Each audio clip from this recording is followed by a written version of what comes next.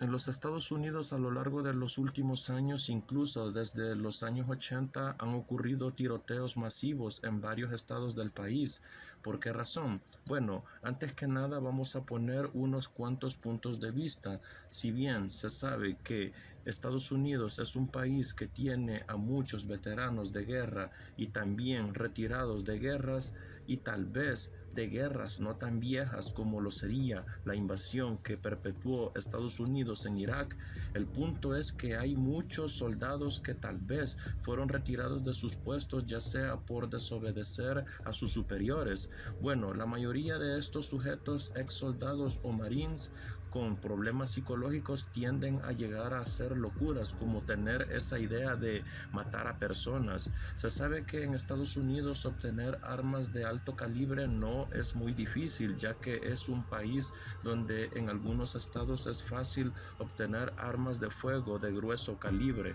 Los estudios indican que la tasa de tiroteos masivos se ha triplicado desde 2011. Entre 1982 y 2011 ocurrió un tiroteo masivo aproximadamente una vez cada 200 días. Sin embargo, entre 2011 y 2014 esa tasa se aceleró mucho, pasando a al menos un tiroteo masivo cada 64 días en los Estados Unidos. Desde la década de 2010, el número de tiroteos masivos disminuyó sustancialmente, a pesar de que había habido aproximadamente un 50% de disminución en la cantidad de homicidios por arma de fuego en general en la nación desde 1993.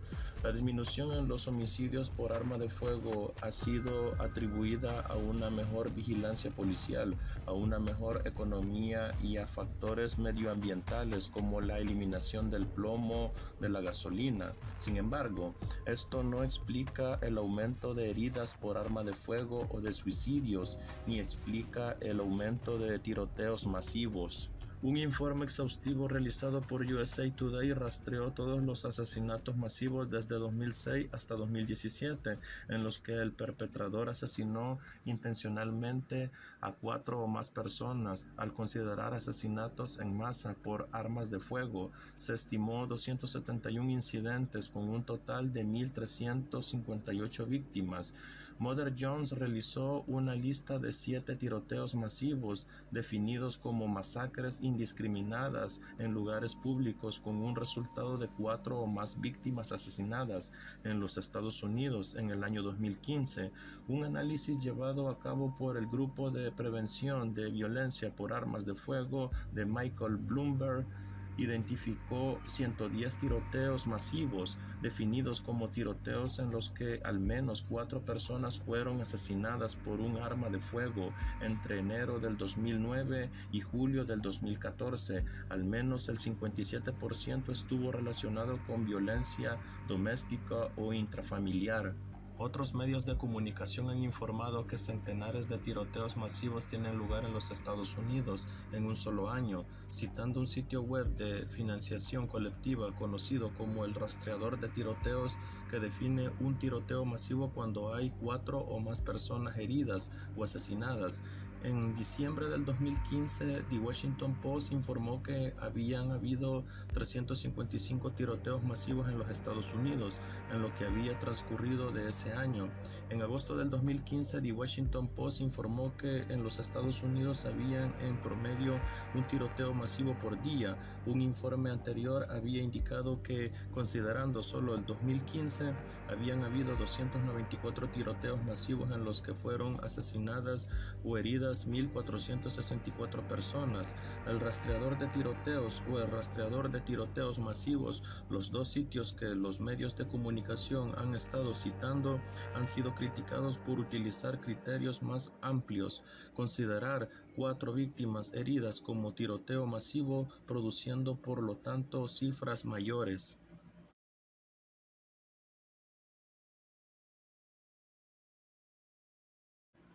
La operación militar rusa por tierra, aire y mar comenzó después de un discurso televisivo antes del amanecer en el que el presidente Vladimir Putin exigió que el ejército de Ucrania depusiera las armas, tras meses de tensiones crecientes en los que Rusia concentró tropas a lo largo de las fronteras de Ucrania. El pasado 24 de febrero de 2022, Putin dio luz verde a la invasión. El presidente Volodymyr Zelensky afirmó que las fuerzas ucranianas se están definiendo, pero hay varios frentes abiertos en distintos puntos del país, incluso cerca de la capital de Kiev. Numerosas personas han estado tratando de huir de la capital de Ucrania.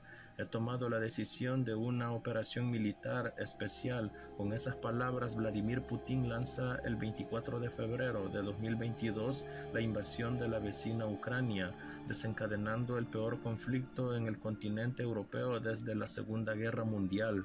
En un contexto de crecientes tensiones con Occidente, el presidente ruso abre las hostilidades poco antes en una declaración por sorpresa en la televisión. El objetivo es una desmilitarización y desnazificación de Ucrania. Con tono duro, el líder del Kremlin, quien reitera sus acusaciones infundadas de un genocidio orquestado por Ucrania, en el que habla del país y denuncia una política agresiva de la OTAN.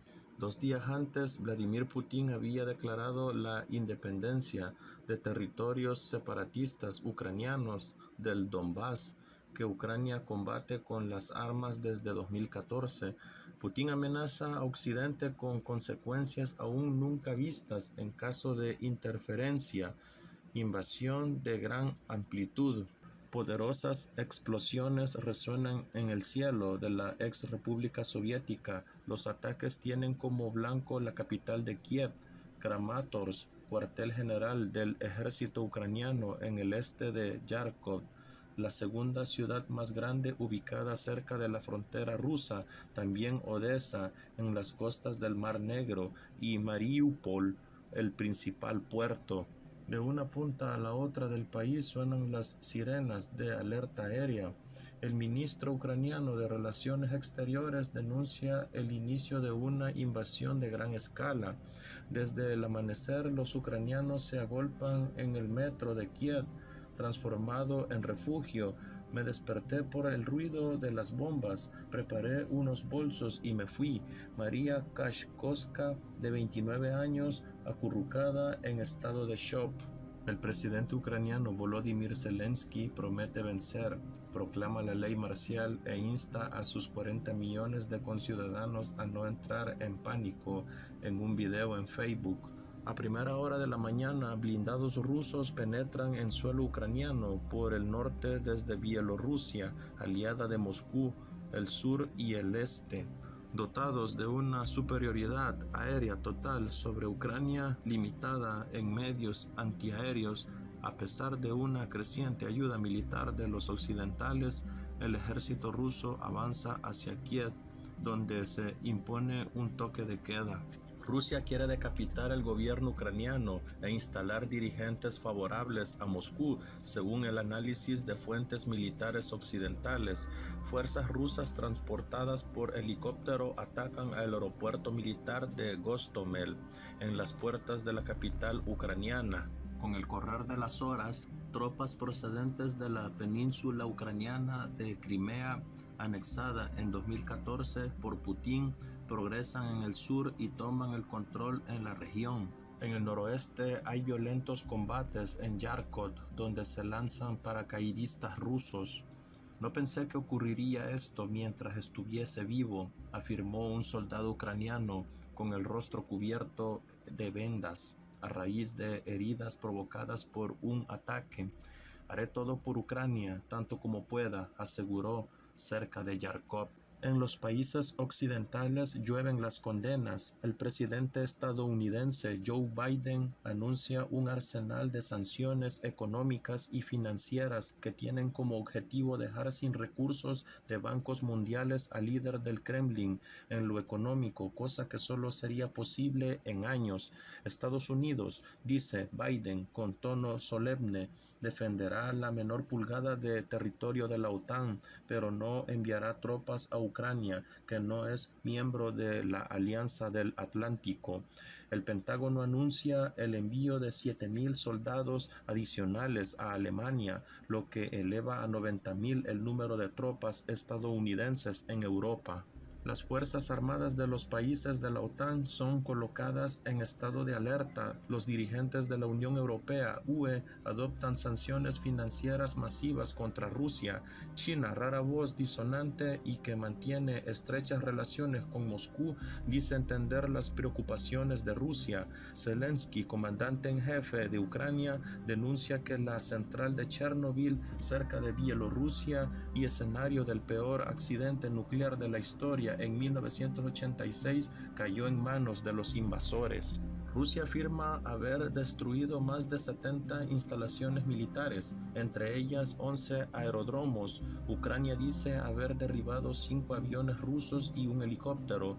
Al final de este primer día de guerra, Volodymyr Zelensky deplora la muerte de 137 héroes ucranianos y decreta la movilización militar. El presidente presenta a su país como el escudo de Europa frente a Rusia y señala la falta de ayuda de sus aliados occidentales. ¿Quién está listo para combatir con nosotros? No veo a nadie, dice, lamentando el rechazo de la OTAN a enviar tropas a Ucrania. Adoptando el papel de comandante en jefe con vestimenta militar, el ex humorista de 44 años jura que se queda en la capital con su gobierno e inicia así un poderoso movimiento de resistencia militar. Las bolsas europeas pierden hasta un 5% y los precios de las materias primas se disparan. Los inversores se preocupan por posibles rupturas de suministro de gas y petróleo, de los cuales Rusia es uno de los principales productores. Los temores sobre las exportaciones rusas y ucranianas llevan al precio del trigo a un nivel inédito. Flujo de refugiados. La ofensiva rusa ha forzado que abandonen sus hogares unos 100.000 ucranianos. Varios miles de ellos fluyen a las fronteras de la UE, especialmente Polonia, Hungría y Rumania. El conflicto provocó el éxodo más rápido desde la Segunda Guerra Mundial.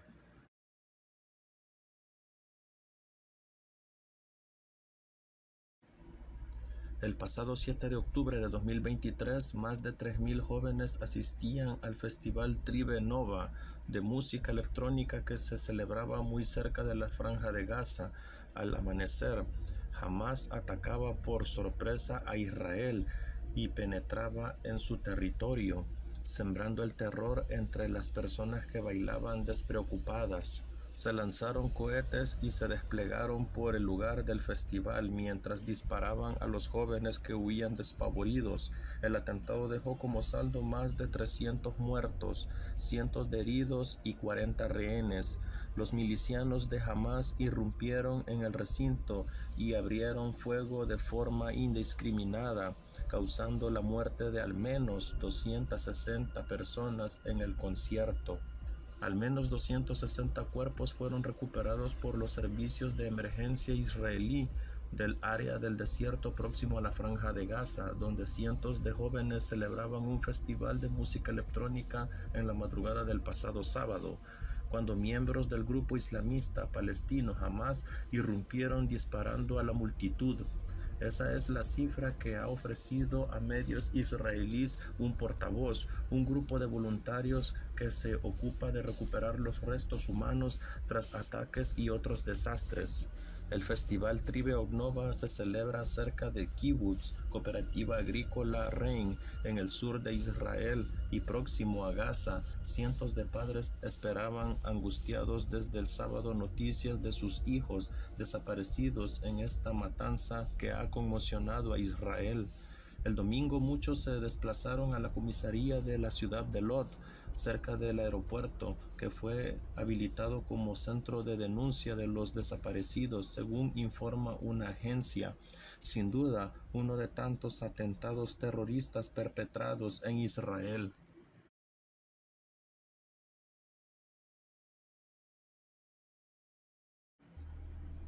El país se desmorona. No queda ninguna autoridad estatal. Las autoridades ahora son los criminales. Las palabras de un alto oficial de policía resumen la situación actual en Haití. Sin embargo, lo que esto significa para los haitianos de a pie lo expresó quizás mejor un mecánico de 23 años de la capital, Puerto Príncipe. No hay Estado, la policía tiene miedo y no tiene forma de defendernos de las bandas que disparan, matan, secuestran, violan a las mujeres y nos lo quitan todo a diario. Haití está al borde del colapso total. De hecho, es probable que ya haya pasado ese punto, ya que grupos criminales violentos intentan derrocar al gobierno. Las acciones de estos grupos han paralizado prácticamente la economía y el suministro de ayuda humanitaria. Sus asaltos a 2 prisiones han liberado a casi 4.700 presos. Casi todos los medios de transporte, incluidos el principal puerto y el aeropuerto internacional del país, están paralizados. El primer ministro Ariel Henry no organizó elecciones ni dimitió el 7 de febrero como había prometido, lo que provocó protestas y un caos aún mayor. Ahora se encuentra fuera del país, sin poder regresar desde que viajó a Kenia para ultimar los preparativos de la misión internacional de apoyo a la seguridad dirigida por Kenia, que se ha visto acosada por problemas jurídicos de financiación y operativos.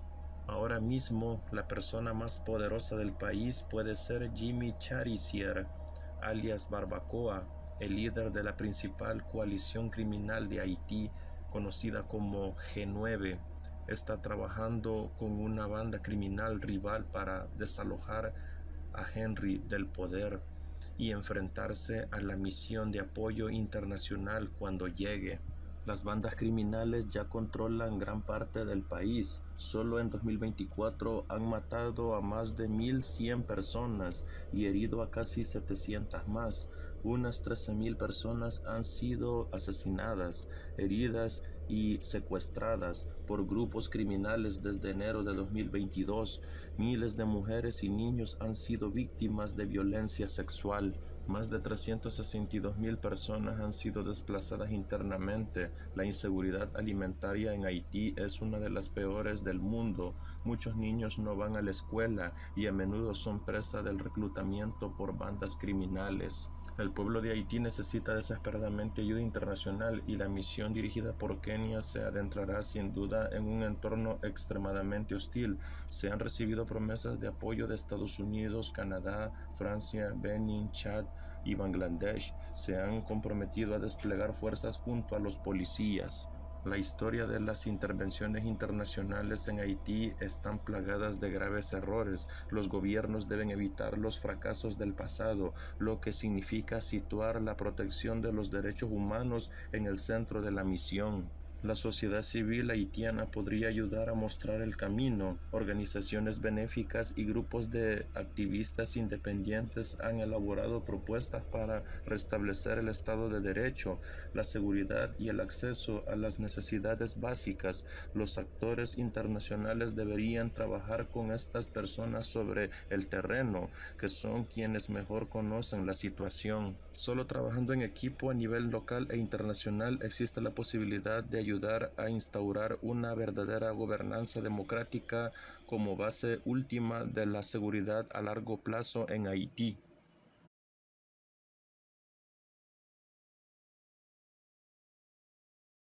La masacre del Mozote, ocurrida en diciembre de 1981 en El Salvador, es uno de los episodios más oscuros y olvidados de la historia contemporánea de América Latina. Esta masacre, llevada a cabo durante la Guerra Civil salvadoreña, dejó una profunda marca en la sociedad y reveló la brutalidad de la represión militar. Para comprender plenamente la masacre de El Mozote, es esencial examinar los antecedentes históricos y el contexto social en el que se desarrolló. El Salvador experimentó durante décadas una profunda desigualdad social y política, caracterizada por un sistema oligárquico que marginaba a amplios sectores de la población. Las tensiones y la búsqueda de cambios llevaron al surgimiento de grupos guerrilleros de izquierda a finales de la década de los 70, lo que desencadenó la guerra civil. En diciembre de 1981, el Batallón Atlacat, una unidad entrenada y equipada por Estados Unidos, llevó a cabo una operación militar en la región de Morazán, específicamente en el pueblo de El Mozote y sus alrededores. Durante esta operación se perpetraron numerosas violaciones de derechos humanos contra la población civil. Según los testimonios de los sobrevivientes, se cometieron asesinatos, torturas, violaciones y desplazamientos forzados de hombres, mujeres y niños inocentes. Después de la masacre, las autoridades militares y políticas salvadoreñas, respaldadas por el gobierno de Estados Unidos, negaron vehementemente la existencia de la masacre de El Mozote. Lanzaron una campaña sistemática de encubrimiento para ocultar la magnitud de la tragedia. Los testimonios y los informes de periodistas y organizaciones de derechos humanos fueron desacreditados y tildados de propaganda guerrillera. La impunidad y la negación prolongaron el sufrimiento de los familiares de las víctimas y contribuyeron al olvido de la masacre durante muchos años. Durante la masacre de El Mozote, las víctimas fueron organizadas por el Batallón Atlacat de manera sistemática antes de ser ejecutadas. A continuación se describe cómo se llevó a cabo esta organización. Los soldados del Batallón Atlacat separaron a hombres, mujeres y niños en diferentes grupos. Esta separación tenía como objetivo controlar y organizar a las víctimas según su género y edad. Por lo general, los hombres y los adolescentes varones fueron separados de las mujeres y los niños más pequeños, una vez separadas de las víctimas, fueron agrupadas en lugares específicos como iglesias, plazas o casas donde serían sometidas a ejecuciones masivas. Estos lugares se convirtieron en escenarios de horror y violencia donde se cometieron los asesinatos. Además de la separación por género y edad, los soldados del batallón buscaban identificar a líderes comunitarios o a personas que consideraban sospechosas de colaborar con los grupos guerrilleros. Estas personas eran seleccionadas y separadas del resto de las víctimas para ser sometidas a ejecuciones específicas. Antes de las ejecuciones, algunas víctimas fueron sometidas a interrogatorios y torturas por parte de los soldados. Esto tenía como objetivo obtener información o confesiones, así como infligir sufrimiento adicional a las víctimas antes de su muerte. Rufina Amaya, la única sobreviviente conocida de la masacre de El Mozote, ha compartido un testimonio desgarrador y detallado que ha sido fundamental para comprender la brutalidad y el horror que tuvo lugar durante aquellos días trágicos. Su relato proporciona una mirada profunda a los eventos que presenció y experimentó. Rufina Amaya relata cómo el 10 de diciembre de 1981 el batallón Atlacat ingresó al pueblo de El Mozote y a las comunidades circundantes. Los soldados llegaron en camiones, desplegando un clima de miedo y caos. Este momento marcó el comienzo de una pesadilla para Rufina y su comunidad. Rufina Amaya presenció impotente cómo su esposo y otros hombres del pueblo fueron separados del grupo y llevados a una iglesia. Allí fueron asesinados a sangre fría por los soldados del batallón. Los disparos y los gritos de angustia resonaron en su mente, dejando una cicatriz emocional imborrable. Después del asesinato de los hombres, Rufina Amaya y otras mujeres y niños fueron reunidos en la plaza del pueblo. Allí se convirtieron en víctimas de torturas y violaciones desgarradoras por parte de los soldados. Estos actos inhumanos representaron la pérdida total de la humanidad y el respeto por la vida. Para escapar de la masacre, Rufina Maya tuvo que esconderse en el bosque durante días, vivir en constante temor de ser descubierta por los soldados que aún merodeaban la zona. Fue una experiencia aterradora. Durante ese tiempo tuvo que enfrentar la devastadora realidad de haber perdido a su familia y comunidad en manos de la violencia despiadada. Después de su huida, Rufina Maya se convirtió en una testigo valiente y determinada. Su testimonio se convirtió en una pieza fundamental para dar a conocer la masacre de El Mozote y romper el silencio impuesto por las negaciones y los encubrimientos oficiales. Su voz resonó en los corazones y las conciencias de quienes escucharon su historia y se convirtió en un símbolo de la lucha por la verdad y la justicia. Establecer el número exacto de víctimas de la masacre de El Mozote es un desafío debido a la naturaleza caótica de los hechos y los intentos de encubrimiento. Según el informe de la Comisión de la Verdad para El Salvador, se estimó que al menos 978 personas fueron asesinadas en la masacre de El Mozote. Estas víctimas incluían 553 niños, 238 mujeres y 187 hombres. Estas cifras representan una tragedia inmensa y una pérdida irreparable para las familias y la comunidad. Los testimonios recopilados describen atrocidades inimaginables, con familias enteras siendo asesinadas y comunidades enteras desaparecidas.